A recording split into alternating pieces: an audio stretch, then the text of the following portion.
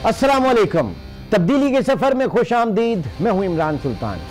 नाज़रीन, खबरें आ रही हैं कि IMF से नए कर्ज का प्रोग्राम हतमी मराहिल में है और हुकूमत का इसरार है कि इस बार हम में इतनी कुव्वत है कि हम अपनी शराइत पर IMF से निगोशिएट करें। लेकिन इस नेगोशिएशन का भांडा फूटा बिजनेस रिकॉर्डर की आज की खबर से, जिससे जराए से इंकशाफ किया गया है कि हुकूमत ने IMF को यकीन दहानी कराई है कि इस साल डॉलर 145 रुपए तक चला जाएगा, जबकि अगले 3 साल में आप इसे 170 पर देखेंगे। दूसरी जानिब स्टेट बैंक ने आज बुनियादी शरह सूद 11.25% तक बढ़ा दी है और महंगाई के तूफान का इंदिया भी दिया जा रहा है। उधर कप्तान अपनी टीम को अरबों रुपए सब्सिडी के साथ गुर्बत मिटाओ प्रोग्राम एहसास की लॉन्चिंग पर शाबाश दे रहे हैं, तो वजीर खजाना असद उमर इस तमाम सूरत हाल पर चैन की बांसुरी बजा रहे हैं और अवाम ये समझ से कासिर है कि ये तब्दीली उन्हें ले किस जानिब रही है। आज के प्रोग्राम में पाकिस्तान के मुआशी हालात को हम डिस्कस करेंगे। क्या सूरत हाल है, क्या बताई जा रही है और आगे क्या है, इसका जायजा लेने के लिए अपने गेस्ट पैनल का आपसे तारुफ कराते चलूं। इस वक्त इस्लामाबाद स्टूडियो में हमारे साथ मौजूद हैं जनाब सदाकत अली अब्बासी साहब। आप रुकन कौमी असम्बली हैं, पाकिस्तान तहरीक इंसाफ से आपका ताल्लुक है। अब्बासी साहब, बहुत बहुत शुक्रिया हमें ज्वाइन करने का। उनके साथ ही डॉक्टर वकार मसूद खान साहब ने भी हमें ज्वाइन किया, माहिर मुआशियात हैं और साबिक सेक्रेटरी खजाना रहे हैं। डॉक्टर वकार साहब, आपका भी बहुत शुक्रिया। और डॉक्टर कैसर बंगाली साहब भी आज हमारे प्रोग्राम में शरीक हैं कराची से। डॉक्टर साहब, आपका भी बहुत शुक्रिया। सदाकत अब्बासी साहब, आप चूंकि हुकूमती नुमाइंदे हैं, सबसे पहले मैं आपसे ही बात करना चाहूंगा। Are you happy with this $141.42 which we will be see like in 3 years time 170 rupee a dollar? ये क्या है, हमारी कौन सी ऐसी निगोशिएशन पावर है जो इस वक्त हम IMF से निगोशिएट कर रहे हैं?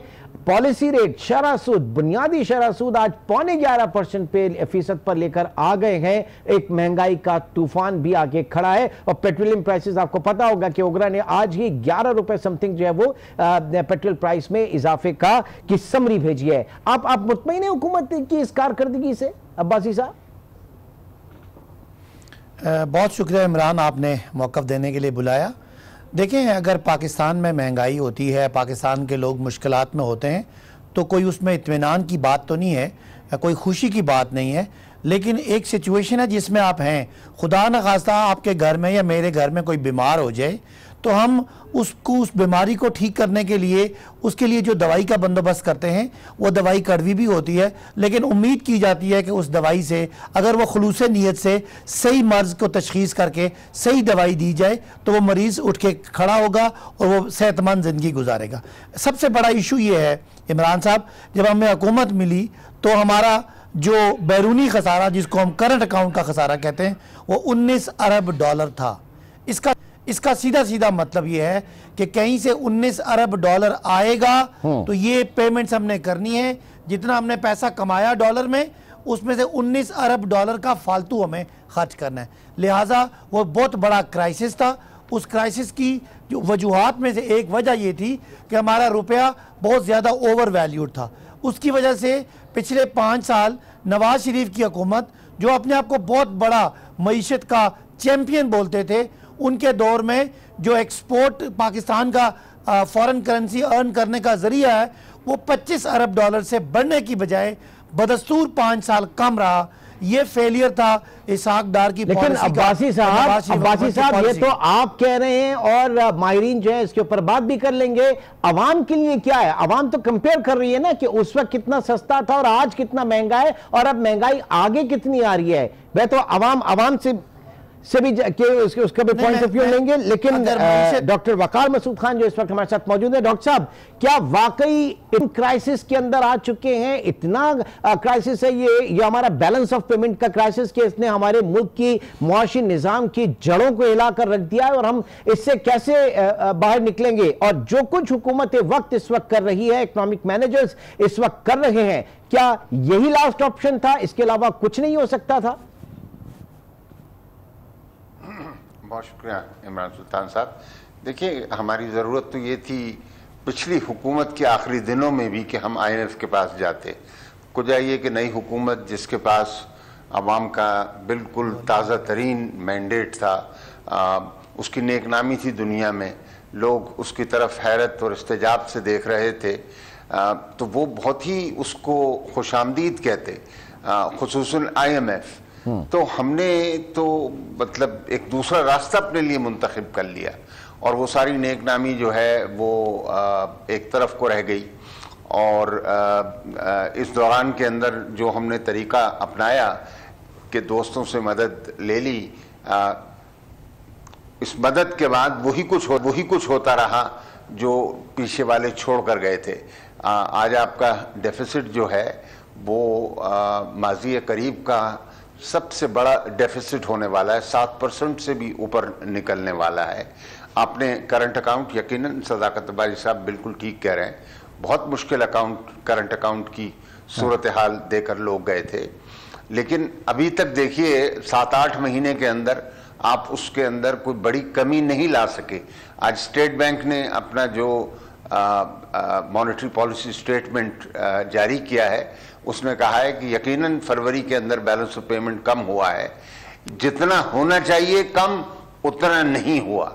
तो हम जब इस सूरत हाल का हमें सामना होगा कि रिजर्व्स जो दोस्तों के आने के बाद वो भी खत्म हो रहे हैं, हाँ। आपके पास आपका करंट अकाउंट वहीं खड़ा है, रिजर्व्स आप खो रहे हैं, तो आप करेंसी को कैसे संभाल सकते हैं? फिर इस दौरान में इमरान साहब इन्होंने जिस तरह से भी अपने तौर के ऊपर एक्सचेंज रेट एडजस्टमेंट किया है और इंटरेस्ट रेट एडजस्टमेंट किया है, इसका तो हमें समझ में नहीं आ रहा कि ये कहाँ जाके रुकेगा। देखिए, यही चीज अगर प्रोग्राम के अंदर होती, उस छतरी के नीचे होती, तो फिर साया भी मिलता, यानी फिर हमें IMF का कर्जा भी मिलता, IMF के सर्टिफिकेट के साथ बाहर से भी हम कर्जा ले सकते थे, मार्केट के अंदर भी सुकून आ जाता, बेयकीनी खत्म हो जाती, सरमायाकारी का अमल शुरू होता।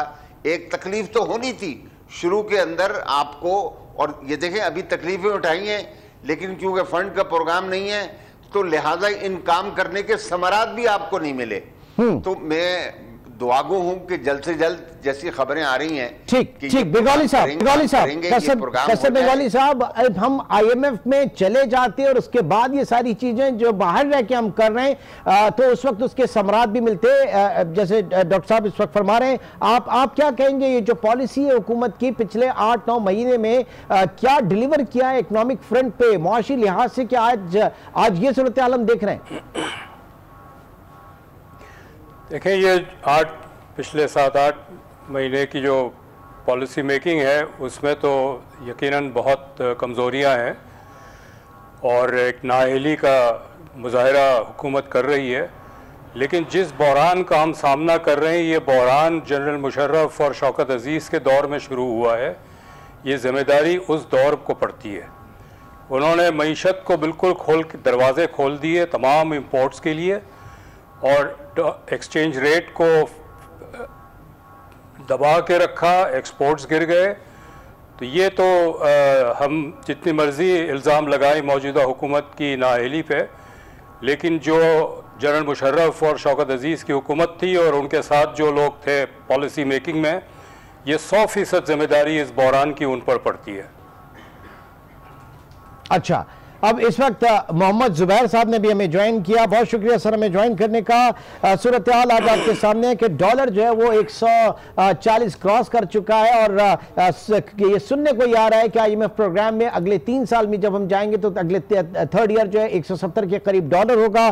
पॉलिसी रेट आज आपका 11.25% पर आ चुका है। महंगाई का एक तूफान है। हुकूमत जिस तरीके से डील करी, और हुकूमती नुमाइंदों से पूछे तो वो यही कहते हैं कि जो जिस तरीके से हमें हुकूमत देके गए थे, इकोनॉमी को देखे गए थे, उसमें इससे ज्यादा हम नहीं कर सकते थे। जो बेस्ट ऑफ बेस्ट हम कर सकते थे वो हम कर रहे हैं। जी जुबैर साहब।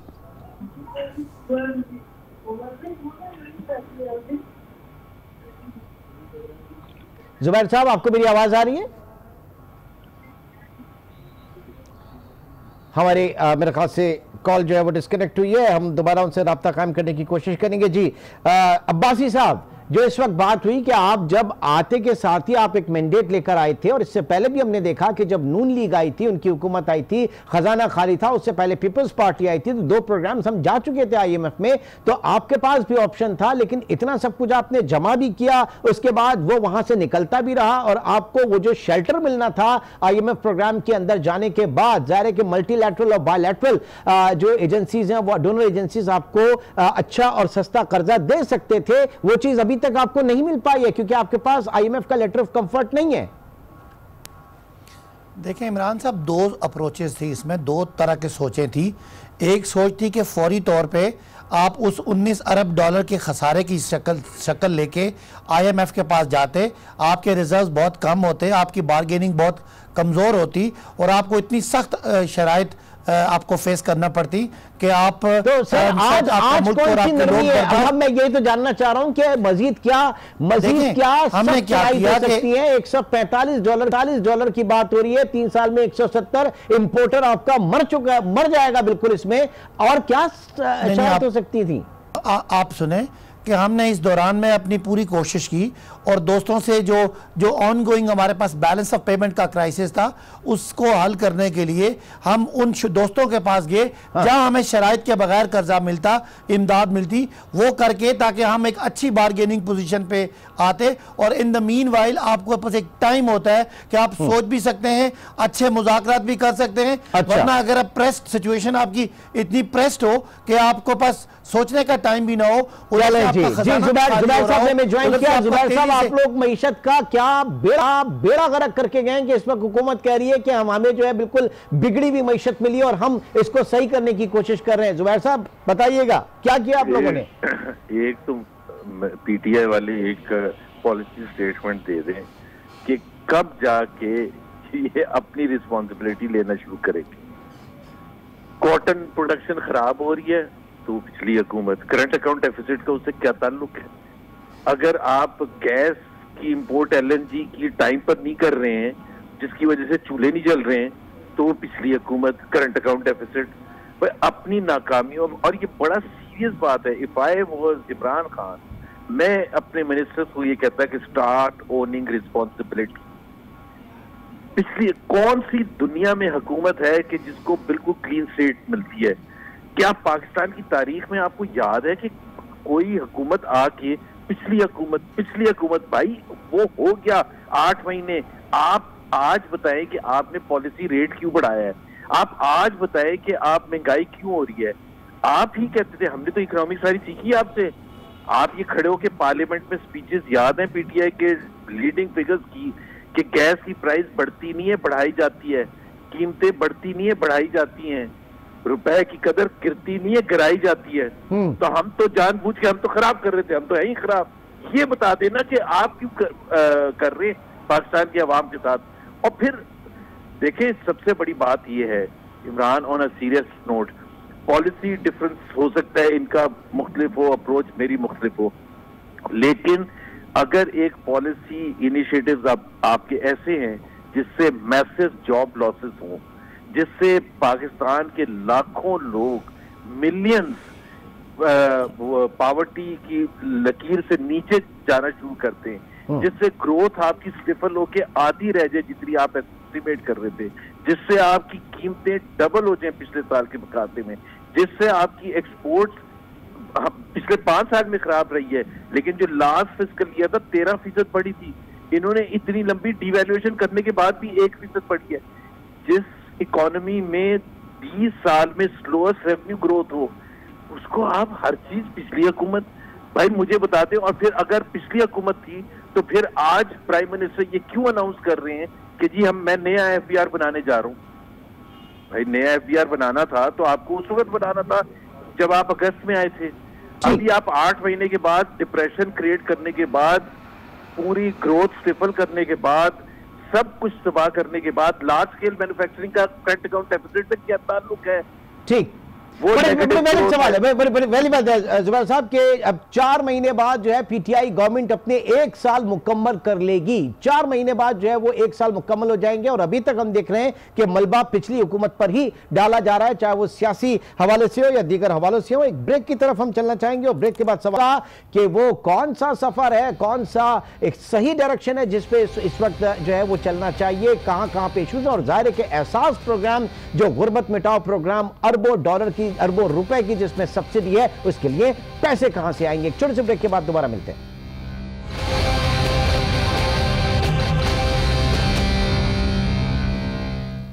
Welcome back. बात कर रहे हैं पाकिस्तानी मईशत की। डॉक्टर कैसर बंगाली साहब, इस हुकूमत ने आने के बाद, ऑफिस संभालने के बाद सप्लीमेंट्री बजट आया, फिर उसके बाद हमने देखा कि मिनी बजट था और अब 1 महीने बाद एनुअल बजट है, क्योंकि रमजानों से पहले दिया जाएगा तो सालाना बजट भी होगा।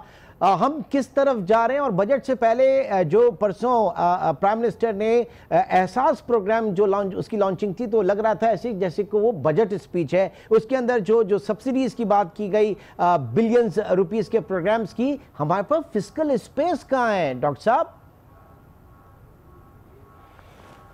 जी, ये जो ऐलान हो रहे हैं वो उसकी वही हैसियत है जो इनके मैनिफेस्टो में 50 करोड़ घर और 50 लाख नौकरियों के ऐलान थे। इसके रिसोर्सेज नहीं है।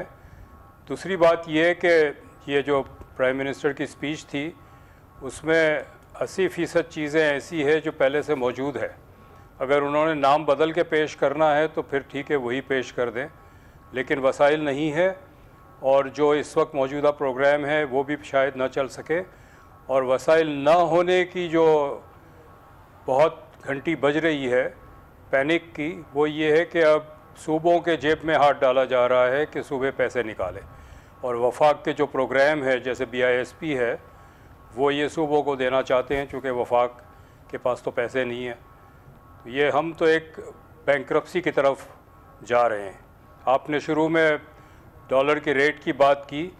मेरा ख़दशा ये है कि अगर IMF के साथ एग्रीमेंट हो गया, उसकी कीमत तो होगी कि सारी चीज़ों की कीमत बढ़ेगी, अफरात ज़र बढ़ेगा, लेकिन शायद डॉलर स्टेबलाइज हो जाए 160-170 पे। लेकिन अगर IMF के साथ एग्रीमेंट नहीं होता है तो डॉलर 200 रुपये का हो जाएगा। यानी इतनी बड़ी बात जो है वो कही जा रही है। यहाँ पे इंडिपेंडेंट इकोनॉमिस्ट जो है वो मुआशी बिगाड़ इस तरफ देख रहे हैं। जी डॉक्टर वकार मसूद साहब, हमने अरबों रुपए के हम प्लान कर रहे हैं, पूरा ये डिस्कनेक्ट नजर नहीं आ रहा आपको कि प्राइम मिनिस्टर जो ऐलान कर रहे हैं उनके नीचे जो इकोनॉमिक टीम है वो उसको किस तरीके से लेके चल रही है? क्योंकि सारी बातें हवाओं में है, ग्राउंड रियलिटी आपके सामने है। जी डॉक्टर साहब। डॉक्टर वकार मसूद साहब, हमारा राब्ता शायद उनसे मुनक़ता हुआ। सदाकत अली अब्बासी साहब, एक भारी जिम्मेदारी है इस वक्त आपके ऊपर, आपकी हुकूमत के ऊपर। आप खुद बताइए कि आप अरबों रुपए के प्रोग्राम जो है वो अनाउंस कर रहे हैं और आप बहुत अच्छी तरीके से समझते हैं क्योंकि आप इकॉनमी जो है वो पढ़ाते भी हैं। ये फरमाइएगा कि कितना मुश्किल होगा IMF प्रोग्राम में जाने के बाद एक्सपेंशन की बात करना, ज़ाहिर है कि इकोनॉमिक स्लो डाउन होना है आपके यहाँ। तो इमरान साहब, मैं ज़ुबैर साहब की बात सुन रहा था मौकी, तो थोड़ी सी बात समझने की ये है कि ज़ुबैर साहब ने जब हुकूमत संभाली तो पूरे 65 सालों में सिर्फ 60 अरब डॉलर पाकिस्तान ने कर्जा लिया था, और अगर सिर्फ आखिरी साल में 19 अरब डॉलर का खसारा है तो इसका मतलब है कि 19 अरब डॉलर का कर्जा और लेना पड़ेगा उस खसारे को पे करने के लिए। जुबैर साहब ये बात समझते हैं, लेकिन वो पता नहीं इसकी एक्सटेंट को वो क्यों मान नहीं रहे कि क्या 19 अरब डॉलर कहीं से आएगा तो वो खसारा पूरा होगा, वरना जो हम इंपोर्ट कर रहे हैं वो हम इंपोर्ट बंद नहीं कर सकते। तो जिस तरह मईशत को बिगाड़ा गया उसी, और जितने लंबे अरसे के लिए बिगाड़ा गया, उतनी ज़्यादा तकलीफ पूरे मुल्क को, पूरे आपके पूरी मईशत को। देखे ना 8 महीने हो गए, 4 महीने बाद साल हो जाएगा, तो ये कब तक आप ब्लेम गेम चलता रहेगा? आप नहीं, मैं ये नहीं कह रहा। हाँ। आप अंदाजा लगाएं कि अगर 65 सालों में 60 अरब है और एक साल में 19 अरब का कर्जा है तो वो तो उसका तो उस चीज को ठीक करने में टाइम लगेगा। 5 साल इनकी हुकूमत रही और एक्सपोर्ट बढ़ने की बजाय कम होती गई। तो आज हमने मुश्किल फेज से गुजर रहे हैं और हम ये चाह रहे हैं कि इस मामले से निकलें।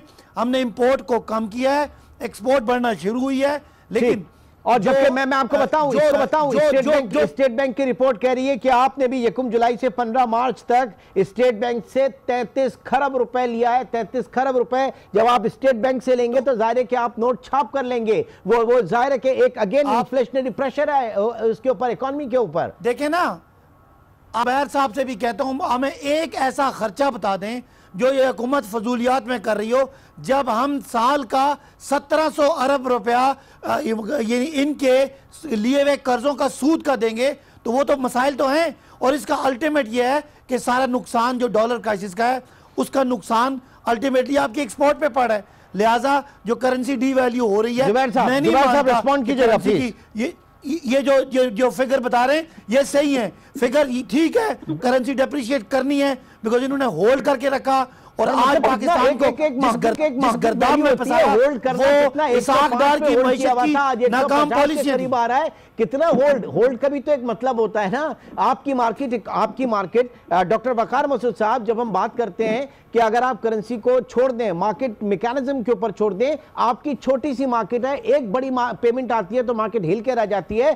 क्या हम छोड़ सकते हैं मार्केट को इस तरीके से, मार्केट मैकेनिज्म के ऊपर, एक्सचेंज रेट को अपने?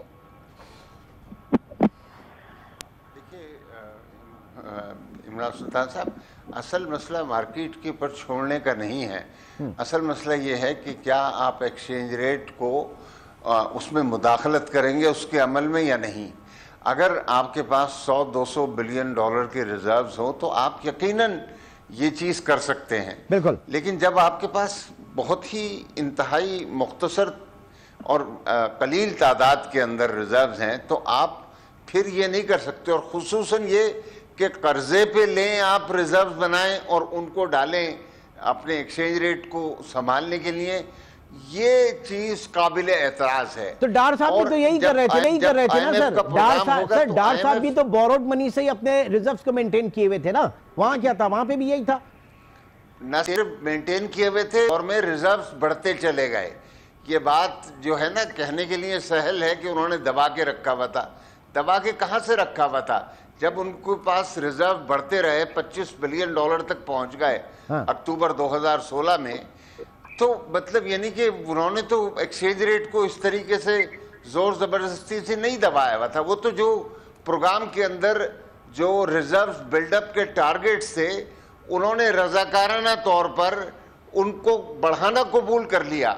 IMF के बोर्ड ने इसकी तारीफ की, इस बात की कि जनाब हम वॉलंटियरली अपने टारगेट्स बढ़ा रहे हैं और रिजर्व्स जो हैं वो बढ़ते चले गए।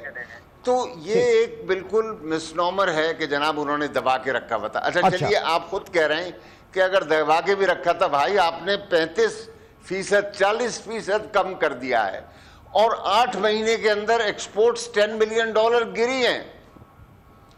अच्छा, आप इमरान भाई, मैं आपसे इजाजत लूंगा, लेकिन मैं अगर आपकी इजाजत हो तो मैं एहसास के मुतालिक, आज मेरा मजमून भी मिस्र रिकॉर्ड में छपा हुआ है, एहसास पे हम ब्रेक के बाद हम एहसास के ऊपर बात कर लें। उससे पहले जुबैर साहब पे आ जाते हैं। जुबैर साहब, इस वक्त सूरत-ए-हाल जो है वो बिल्कुल समझ से बालातर है कि आप लोग जो है वो खराब करके गए। 8 महीने गुजर चुके हैं और इतना बड़ा डेफिसिट ये 19 अरब डॉलर का था कि इसने पूरे मुल्क को हिला के रख दिया। आप लोग भी जब आए थे तो आने के बाद प्रोग्राम में चले गए थे, पीपल्स पार्टी भी IMF प्रोग्राम में चली गई थी। वो कम से कम एक बेहतर अप्रोच थी इस अप्रोच के। जी जुबैर साहब, मेरे ख्याल से लाइन जो है वो उनसे मिलके और फिर डिस्कनेक्ट हो रही है। और ये हमारा एक बड़ा अलमिया है, चाहे वो प्रोग्राम के हवाले से हो या मुख्तलिफ सियासी जमातों में आपस में कंसल्टेशन के हवाले से हो। एक हार्मनी जो है वो नहीं आ पा रही, एक लाइन जो है वो नहीं मिल पा रही है सियासी जमातों की, बिलखुसूस इकॉनमी के ऊपर। एक छोटे से ब्रेक के बाद दोबारा मिलते हैं। Welcome back. डिस्कस कर रहे हैं पाकिस्तान की मौशी सूरत हाल और IMF प्रोग्राम, जो कि कहा यह जा रहा है कि हतमी मराहिल में। बहरहाल जुबैर साहब, अब अगले महीने बजट भी है और बजट से पहले हम ये देख रहे हैं कि अरबों रुपए के सब्सिडी प्रोग्राम, गुर्बत मिटाओ प्रोग्राम एहसास की भी लॉन्चिंग हो गई है। फिस्कल स्पेस कहाँ है हुकूमत के पास? किस तरीके से ऑर्डर अभी भी वक्त है कि अगर हम इसको सही कर लें? क्या तरजीहात आप कहेंगे जुबैर साहब?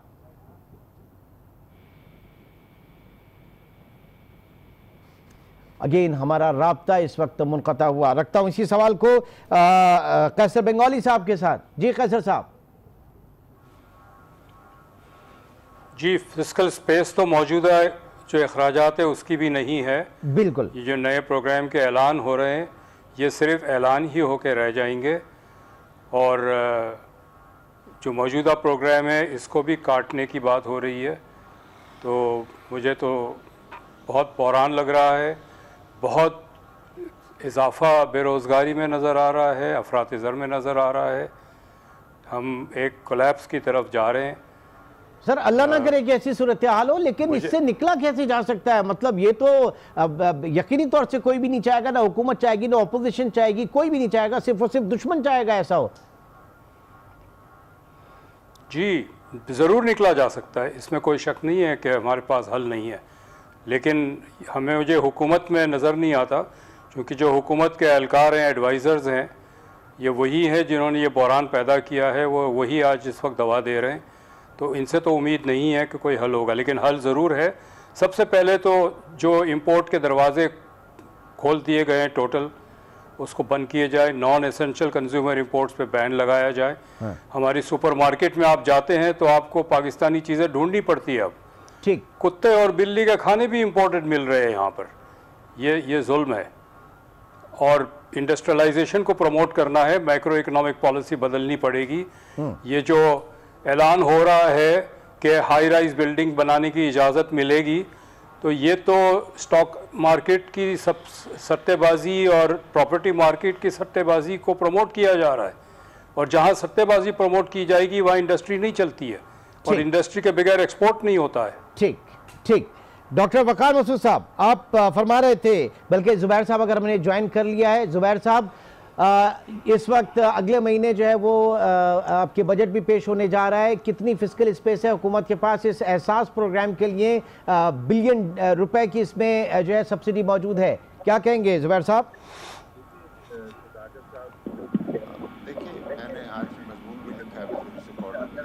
वही एहसास प्रोग्राम फॉर एग्जांपल जो अनाउंस किया है, कोई फ्रेमवर्क है नहीं है। बिल्कुल कैसर बंगाली साहब कह रहे हैं कि ये खत्म हो जाएगा, इसका ये आज जो ऐलान हुआ है। और मैं आपको याद दिला देता हूँ, जब 100 दिन मुकम्मल हुए थे कन्वेंशन सेंटर में इनका प्रोग्राम हुआ था, उसमें इमरान खान साहब ने बड़ा जबरदस्त एक प्रोग्राम कहा था, अंडे और मुर्गी और पता नहीं क्या क्या। उसकी कहाँ है फ्रेमवर्क? उसके बाद पीछे मुड़ के किसी ने देखे नहीं। वो बिल्कुल एक अपनी फिलॉसफी की बात कर रहे होते हैं। जब आप एक सीरियस इकोनॉमी को रन करते हैं, जो भी चीज आप अनाउंस करते हैं उसके साथ पॉलिसी फ्रेमवर्क होता है, उसकी होती है। दूसरी चीज ये है कि अभी हमें ये नहीं पता कि वो एहसास प्रोग्राम एक नया प्रोग्राम है on top of Benazir income support fund या बैतुल माल, वो सारी चीजों को मर्ज करके किया जा रहा है। तो जब डिटेल्स नहीं होती तो हम जवाब क्या देंगे? दूसरी बात, मैं एक जो अभी पीटीआई के हमारे अजीज दोस्त बात कर रहे थे, ये कहते हैं कि जी ये हालात इतने खराब। जून 2018 में जब आप अपना मैनिफेस्टो अनाउंस कर रहे थे, आपको करंट अकाउंट डेफिसिट नहीं पता था? आप किस बेसिस पर, किस बुनियाद पर 20 लाख जॉब इस साल अनाउंस कर रहे थे? जब आपको पता था करंट अकाउंट डेफिसिट का, जब आपको ट्रेड डेफिसिट का पता था, जब आपको ग्रोथ का पता था, जब आपको तमाम मैक्रो इकोनॉमिक इंडिकेटर्स का पता था जून 2018 में। और जुलाई में जैसे जितवाया कि इनको, उन्होंने कहना शुरू कर दिया कि जी हालात बड़े खराब है। तो बात ये है कि अच्छा, दूसरी बात ये कि चलिए हालात खराब है, हमें एक आउटलुक दे दें, पूरी कौम को आउटलुक दे दें, कोई पॉलिसी डिस्कशन को डिबेट होनी चाहिए कि 10.75 के क्या अपसाइड है, क्या डाउनसाइड है, उसको डिफेंड करें। ये क्या है कि वापस चले जाते हैं 2000, जाते भी कहां तक है? मार्शल लॉ के पीरियड की नहीं बात करते क्योंकि उससे ज़बान लड़खड़ाती है। या टांगे कांपती हैं। 2008 10 साल, बस 10 साल से पहले यहाँ दूध की नहरें बह रही थी। अभी कैसर बंगाली साहब ने बात की थी कि वो जो उन्होंने हशर किया था, जो उस वक्त के वजीर खजाना थे और प्रेसिडेंट मुशर्रफ की पॉलिसी थे, उसका कभी आपने आज तक जिक्र सुना? कभी नहीं, क्योंकि जुबान लड़खड़ाती है, डरते हैं, जान निकलती है, बात नहीं कर सकते। भाई आज की पॉलिसीज को डिफेंड करें। जनवरी 23 को जब आपने सप्लीमेंट्री बजट अनाउंस किया था, आपने आज तक देखा है कि बजट अनाउंस कर रहे हैं और फिस्कल डेफिसिट की नहीं बात हो रही है। आप इंसेंटिव की बात कर रहे थे, आप you were giving up revenue, तो इसका फिस्कल डेफिसिट पर क्या असर होगा वो उसका जिक्र नहीं करना था। ठीक है, जरा जवाब लेते सर, जरा जवाब लेते इस वक्त आपसे सदाकत साहब। परवेज मुशर्रफ का आप जो है जिक्र नहीं करते और अयूब खान के दौर की आप बड़ी तारीफें करते हैं, बताइएगा ना क्या है सिलसिला? नहीं जी, बिल्कुल हम कोई जिक्र उसका नहीं करते, लेकिन मुशर्रफ तो नाजिल हो गए थे, उन्होंने कब्जा किया हुआ था, वो एक डिक्टेटर थे, ये तो जमहूरी थे। और जितना जुल्म इनके दौर में मचा 2 अदवार में, इतना वहाँ नहीं था। अगर 6000 से कर्जे 30,000 तक पहुंचे, या जो आपका 32 सर एक चीज 6,000 से 30,000, इस बीच में पूरी इकॉनमी जो है वो लपेट जाती है 6,000 से 30,000 के सफर में। डॉक्टर वकार मसूद साहब, आज आपका आर्टिकल भी बिजनेस रिकॉर्डर में था। एक और बात कर लूं, इमरान, सिर्फ एक जुमला और बोलूं जी। इमरान, एक सिर्फ ये जो कह रहे हैं ना कि ये फिस्कल स्पेस नहीं है आपके एहसास प्रोग्राम के लिए, तो एहसास प्रोग्राम में हम बैतुल माल को, बिस्क को और जो आपका ज़कात का है, इनको मर्ज करके एक ऐसा तरीकाकार बना रहे हैं ताकि बजाय कि ये कुछ लोगों को जाए, वो भी अगर चलेंगे तो कहीं ना कहीं की फंडिंग से चलेंगे ना, खाली चैरिटी से चलेंगे नहीं। वो जो 10 करोड़ आपके लोग हैं, जरा 10 करोड़ लोग हैं, डॉक्टर पिछले 5-10 सालों में 15 सालों में जो गुर्बत की नजीर से नीचे आए, उनको टारगेट कर रहे हैं। मैं टेक ले लूं इसके ऊपर, फिर मैं आपकी तरफ आता हूं। जी डॉक्टर साहब। जी सर, एहसास प्रोग्राम कैसा देख रहे हैं आप इसे? मैंने अर्ज की कि इस वक्त हमारे पास फिस्कल स्पेस नहीं है, और इस तरह के प्रोग्राम जो एक तरह से मकबूल प्रोग्राम है, पॉपुलिस्ट प्रोग्राम है, उनको शुरू करने में जो वसाइल चाहिए वो आपके पास नहीं है। आप कर्जे पे, वफाकी हुकूमत तकरीबन कर्जे के ऊपर चल रही है, तो आप ये काम करेंगे तो इसका मतलब कर्जा लेके कर रहे होंगे, और कर्जा जितना, अब तो वक्त आ रहा है अगर फंड का प्रोग्राम करना है तो इन कर्जों को काटना है और खर्चों को समेटना है जहां जहां समेटे जा सकते हैं। तो लिहाजा आपके पास ये जगह नहीं होगी कि आप, यानी BISP प्रोग्राम ही जो है, अगर वो अपनी जगह कायम रहे, IMF उसको कायम रखेगी, तो ये बहुत बड़ा कमाल होगा। उससे आगे जाना। और दूसरी बात ये है कि ये तमाम मौज़ूआत जो हैं ये तो सूबों के हैं, सूबों के करने के काम हैं, वफाकी हुकूमत कहाँ से कर सकती है। अलावा अजीम, जैसा मैं आपसे कह रहा हूँ कि ये वक्त है कि आप माशी इस्तेहकाम की बहाली का काम करें, लोगों के जहन तैयार करें कि जनाब 1 साल 2 साल जो है वो आएंगे तकलीफ़ के, जो हमें बर्दाश्त करनी पड़ेगी, लेकिन इससे आगे जो है समरात हैं, इससे आगे बेयकीनी ख़त्म होगी, सरमायाकारी शुरू होगी, बाहर से भी अंदरून मुल्क से भी लोगों के लिए जो है रोज़गार मुहैया होगा, और फिर आप अपने हाउसिंग स्कीम भी कर सकते हैं, और जो वादे किए हैं नौकरियों के वो भी हो सकते हैं। बहुत शुक्रिया। एक ज़ाहिर के एक फेयर ऑफ अननोन जो है उसको ख़त्म हो जाना चाहिए। एक गैर यकीनी जो सूरत हाल है, मुआशी सूरत हाल, ये इस वक्त सबसे ज़्यादा डिस्टर्ब किए हुए है। बहुत शुक्रिया सदा खान, डॉक्टर कैसर बंगाली और मोहम्मद जुबैर साहब, आप प्रोग्राम में शरीक रहे। इंशाल्लाह आपसे मंडे मुलाकात होगी। अपना बहुत ख्याल रखिएगा। अल्लाह हाफ़िज़।